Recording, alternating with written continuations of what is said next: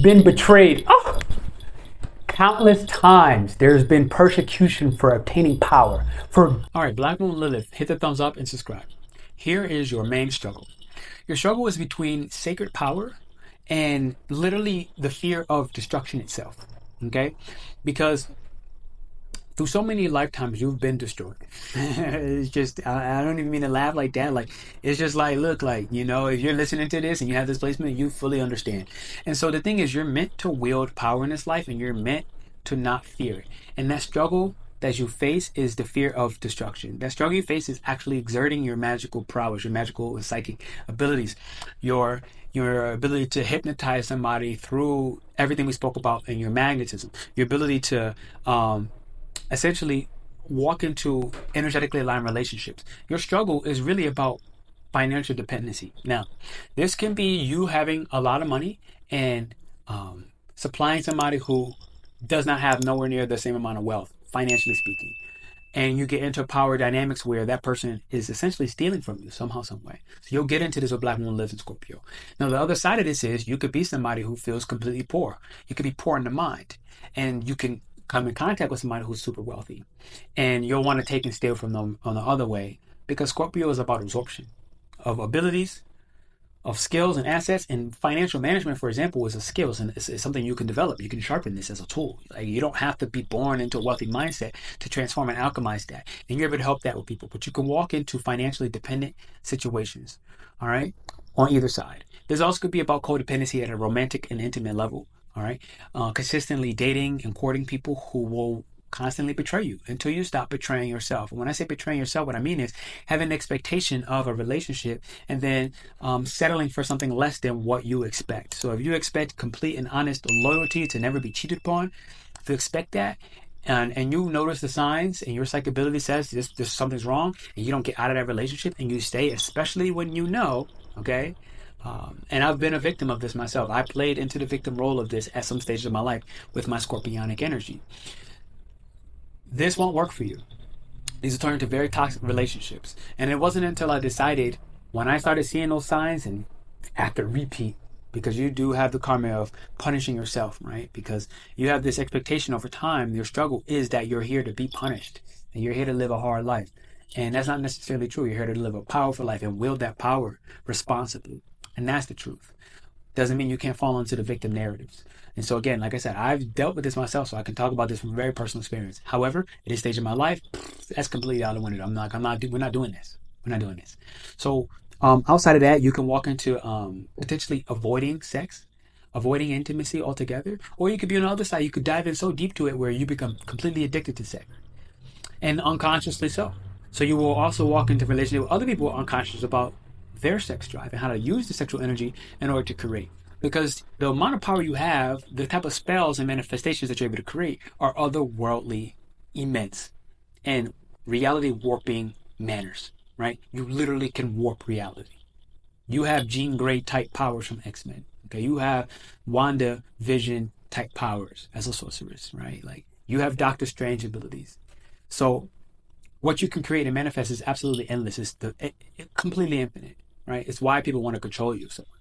So what happens is, this is sexual energy. So you can, when you're afraid of your power, you'll often pour this into sex, or you'll pour this into avoiding sex altogether, which is just as harmful, because you are here to experience powerful sexual creations and relations. When you are creating something in alignment energetically with another, and you're able to, let's say, have an orgasm and another person have an orgasm at the same time, not an ejaculation. A lot of your power is about controlling your sexual energy and having orgasms where it may feel like an ejaculation when you're actually coming, but you should be able to, with this power, have an orgasm 5-6 times in one sexual session without ever actually ejaculating. Okay, this is a lot of where your power is restored and you reclaim that power. Okay, so otherwise you can also potentially, your struggle is to avoid spirituality altogether. And when you do that, you're messed up. Okay, so you are a lot of times afraid of fully awakening, because the thing is, you know, as many signs and manifestations about surrender, the thing is, every time you have surrendered, not every time, but plenty of times you've surrendered in life to life, to God, to source energy, to spirit, you were betrayed when you surrendered. And so surrendering can become a very difficult thing, to surrender an intimacy, to surrender your money. You want to control your money to the point where it destroys you, instead of wielding that money as a sacred power. So hit the thumbs up and the likes button, and we're going to talk about your gift to the world for Black Moon Lilith in Scorpio, or Black Moon Lilith in the 8th house. And subscribe if you're brand new. Again, consider joining a one-on-one retreat with me. One-on-one, baby. It's very personal. Or work with me online for 12 weeks in a Shamanic mentorship. Other than that, you could join our membership, where you meet with a group of people all over the world in many different countries. Love. Okay, so Black Moon Lilith in Scorpio, your gift to the world is alchemizing trauma, alchemizing pain, because you've had to do it through so many lifetimes, right? Your gift to the world is financial healing. People who are dealing and struggling with, you will find people who are dealing with financial issues, and you may not always know that, because remember, there's something you have to trust. Your ability is about seeing what can't be seen, seeing what's unconsciously needing healing, or what is unconsciously repressed in another. A lot of times, people don't talk about their financial struggles. So people on the outside may look like they're tremendously wealthy, like all clean cut, nice hairdo. Look at the clothes, look at the cars. And so you got to be careful, because Scorpio has this element to it where it is concerned with external appearance, because that way it can avoid internal truths. Ooh, that was a deep one. So financial healing is a big one. Be careful of what it looks like rather than what it feels like. Your feeling as a water sign is your ability. Other than that, your gift to the world is ancestral channeling. All right, healing the bloodline through traumas and pains and emotional woes, difficulties, and misunderstandings that people go through. Because remember, if your emotions are misunderstood, guess what? All your psychic and water type abilities of healing are also completely unable to be accessed. As long as you can access your emotion, you cannot access the attributes that are powerfully intertwined with you and your fate and your destiny, like Akashic records or angelic Reiki and all these things. You won't be able to access these gifts to the world that you are. You're here to be an energy healer to some capacity. You're here to be somebody who has deep emotional understanding about the emotional inheritance that people will go through. So a lot of times, like, because this is hidden, people are inheriting certain emotions like grief or pain or sadness or repression, as well as, right, power and royalty and a sense of fulfillment and success and tremendous happiness and peace. These are emotions that are inherited through your ancestral lineage and bloodline, and you can walk through other people. And as you heal these things with others, you will heal them within yourself. So a lot of times you can ask, like, what am I judging or criticizing about another that they need to heal? And that's often what I need to offer them, the healing, so that I can heal myself in return. So this is some of your gifts, your ability. You have the gift to the world is your depth of psychic ability and prowess. You have a depth to your ability to channel, ancestrally speaking, but also at a soul level. There are karmic debts that you're here to help. You will find during like Vertex and Scorpio moments, you'll meet somebody who you're here to transform their karmic debt somehow, some way, whether that is financially, social debt, like just giving a compliment to somebody, something as simple as that, like, yo, you look really beautiful today. Or a compliment of, wow, like that Akashic record reading was just super powerful, like you changed my life. That's a social debt, right? Giving somebody the social confidence that they can go off and become an energy healer themselves. Soul contracts, rebirth cycles. These are your gifts to the world, bringing people from one stage to another. So this will oftentimes you'll meet people who are going through a tremendous amount of emotional turmoil. When you help them through that, you get rewarded. It's a part of how your rewards work. What else? Main one, the ejaculation and orgasm. Okay, sexual healing. You are here to be a sexual healer. So a lot of times in intimate relationships, it might actually be you deciding to never have sex with a person. I've experienced this with myself. Like I was so in love with somebody where it was actually not about physical acts of sex. It was about the healing happened by us not having sex. Multiple times, to be honest, with multiple different people. This happened with me with multiple people. Like by not having sex with certain people, oh, you see the magic. We went through so many healings. There was a time that I won't get too deep into this one, but there's a time where energetically, I remember birthing a baby. So somebody, where if I bought into the physical acts of sex, I would have completely missed this karmic debt that I was able to repay. And I'll tell a really, really personal story. There's a point in my life where I, oh man, I went through a miscarriage. I had a miscarriage in my life. And you can see that it's still deep, right? It was still deep. And, you know, maybe a decade later or so, I was able to actually, instead of having sex with somebody, I was able to birth a baby. And it was one of the craziest experiences of my life where I've never actually told this on video. This is the first time I've ever told this on a video. I remember this energetic baby bit the nipple of the woman that I was with at the time. And it was like, what the? Right? It was one of these like, what the moments, like, oh my God. But it happened. And so, you know, the baby that I lost in miscarriage, this is an example of those karmic debts where by helping this woman, by not being somebody who just took advantage, took what I could have took without question, right? Because it was given. But it was given in a way where energetically something wasn't right. I didn't feel it. I was like, And so instead I just like I said, hey, look, just sit next to me. You know, just sit next to me. Like, let me hold you. And this was instead what happened. And through that, this wild esoteric experience happened where a baby came out of her vagina and it bit her in the nipple. And for both of us, it was tremendously healing, right? Because I got my child back that day that was never born. Oh, wow, that was deep. This is what I mean when I say deep healing. 555 on screen. Somebody's going through a tremendous change. So this is your gift to the world. And hopefully I explained one very powerfully right there. So now we'll finish with a ritual that can help you reclaim your power for Black Moon Lilith and Scorpio. That was tremendously deep. Thank y'all for being here with me. That's healing for me to even say on camera right now. I thank you. This is what I mean right here. Like, wow. I'm still having difficulty breathing after that one. Okay, so this is a ritual that I have. I got it right here because I'm not going to even pretend like I memorized this, but I have it written down. So here's a shamanic ritual to reclaim your repressed brilliance, okay? And I'm going to have some mantras as well. Should my lighting get crazy dark over here? Okay, maybe a little bit better. Okay, so element of water and fire, right? Water and fire. Now your power animal is going to be a snake for rebirth, death, medicine, and Kundalini energy.